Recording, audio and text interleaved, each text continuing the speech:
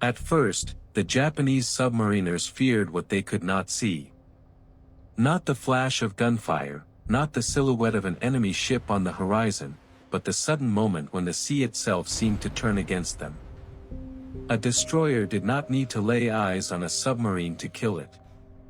It only needed a contact, a pulse of sound returning through black water, and a crew trained to turn that faint echo into a sentence of death. In the Pacific War, American destroyers and destroyer escorts became masters of that invisible pursuit. For the crews inside Japanese submarines, trapped in narrow steel compartments with stale air, battery fumes, and the knowledge that escape was almost impossible, the most terrifying enemy was often not an aircraft carrier or a battleship.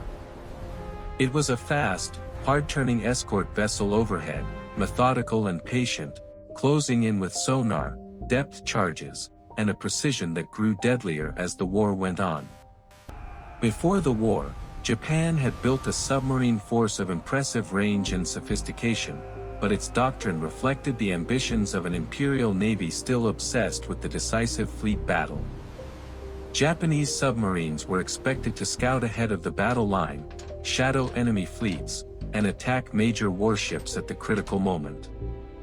They were not designed primarily for the sustained commerce warfare that would later cripple Japan when American submarines turned against its merchant shipping.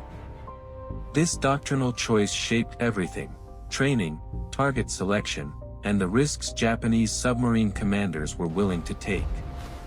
Early in the war, some of these boats struck spectacular blows. Japanese submarines helped create the sense that the Pacific was full of hidden threats. They sank major American warships, harassed supply lines, and forced the U.S. Navy to respect the undersea danger. But the more often they attacked near American task forces, anchorages, or convoy routes, the more often they invited the one kind of response that gradually became devastating: organized anti-submarine warfare by destroyers. In the opening phase of the war, American anti-submarine performance in the Pacific was uneven. Detection was difficult, equipment was imperfect, and even experienced crews could lose contact in rough seas or during a sharp maneuver.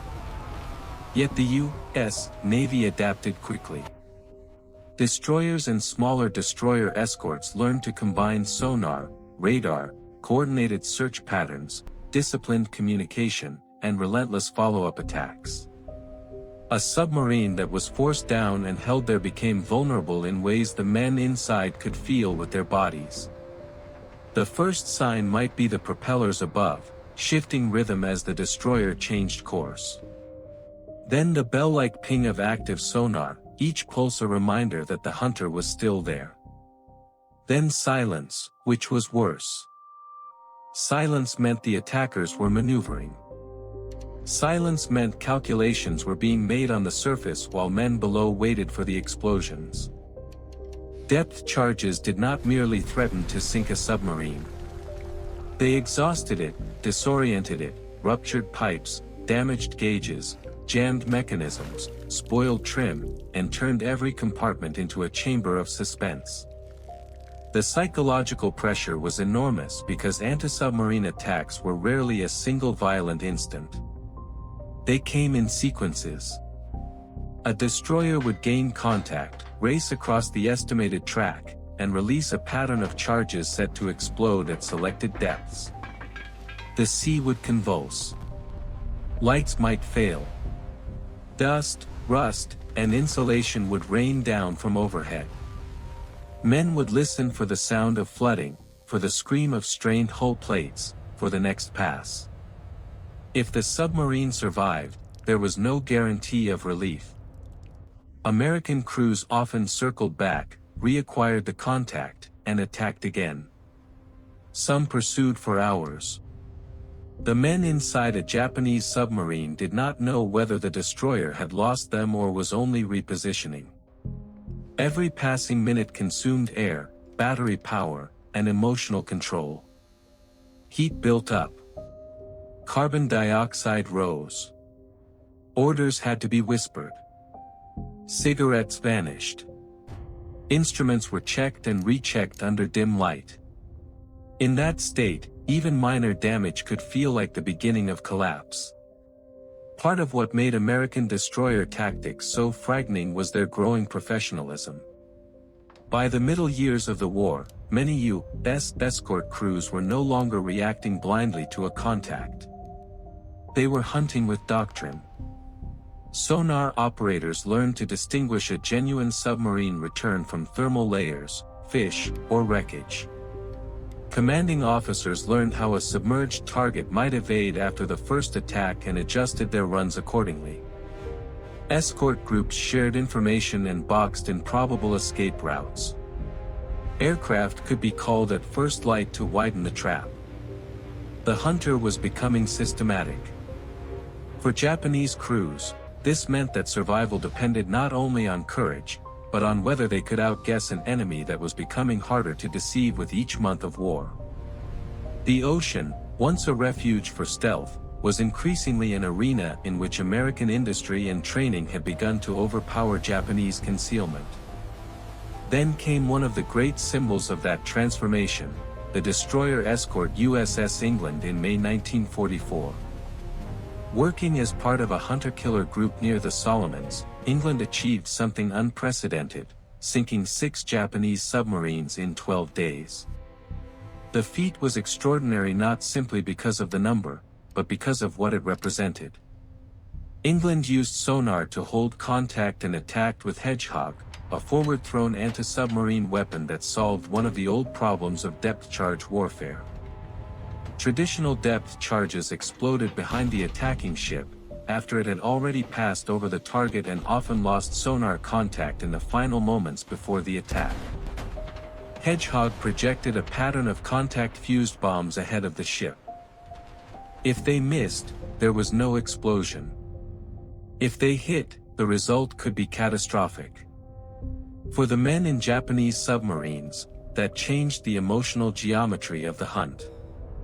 There was no reassuring sequence of misses and distant blasts. There was only the possibility that the destroyer overhead had never lost them at all, and that the next instant might be the last. The fear inspired by such tactics was not abstract. It was physical, intimate, and repetitive. Japanese submariners lived in cramped interiors where every sound mattered. Machinery had its own language, and wartime crews became experts at reading it. A bent shaft, a leaking gland, a strained battery compartment, the smell of chlorine if seawater touched damaged cells, each detail could mean disaster. Under depth charge attack, those details multiplied. A submarine did not have to be broken in half to be defeated. It could be driven too deep, forced to surface, rendered unable to trim, or stripped of the power needed to escape. Some boats surfaced under unbearable pressure only to meet gunfire and ramming attempts from the ships waiting above. Others disappeared with all hands, leaving behind only oil, bubbles, and debris to mark where men had fought and failed in darkness. By war's end, Japan had lost 128 submarines, a figure that reflected not only the hazards of undersea warfare in general, but the cumulative effect of increasingly effective Allied anti-submarine methods. There was another reason American destroyers inspired such dread: they denied the Japanese submarine its preferred rhythm. A submarine wanted to choose the moment of contact, approach unseen, strike, and vanish. Destroyers reversed that sequence. Once they fixed a target, they imposed time, pace, and geometry. The submarine was no longer the ambusher. It became the pursued. Even evasive maneuvers could deepen the trap. A hard turn might create noise. A change in depth might expose the boat to a better attack setting. Surfacing at night, once a traditional opportunity for speed and air, became more dangerous as American radar improved. The Japanese crews could still be skillful, still brave, still disciplined, but they were increasingly fighting in conditions arranged by the enemy. That loss of initiative is one of the deepest forms of military fear. It means not just danger, but helplessness under a hostile intelligence that seems always one step ahead. The Pacific itself intensified everything.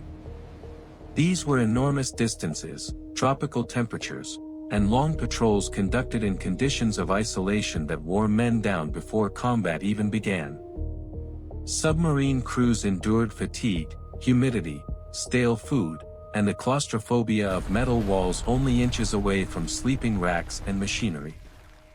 When an American destroyer attack began, it struck men already strained by months of uncertainty. And unlike surface sailors, submariners fought without the consolation of sky or horizon. They could not see the enemy ship bearing down. They could only imagine it from sound, shock, and command reports. That invisibility sharpened terror. Men above deck might at least witness the battle unfolding. Men below were forced to infer their fate from noise. One screw beat overhead. Another pass. The rush of water. The first explosions. Then the next. And the next. War, in those moments, became an assault not only on the hull, but on the mind. In the end, the terror caused by American destroyer tactics was the product of more than weapons. It came from discipline applied under pressure, from crews who learned how to turn detection into destruction, and from a navy that steadily improved the coordination between sensors, ships, aircraft, and doctrine. The Japanese submarine arm entered the war as a technically formidable force, but it was gradually cornered by a style of anti-submarine warfare that made the ocean feel smaller, louder, and less forgiving.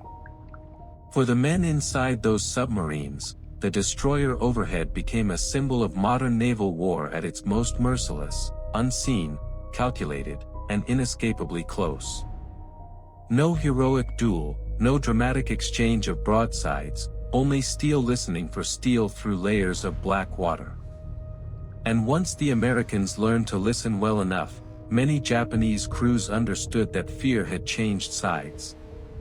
The hunter beneath the sea had become the prey.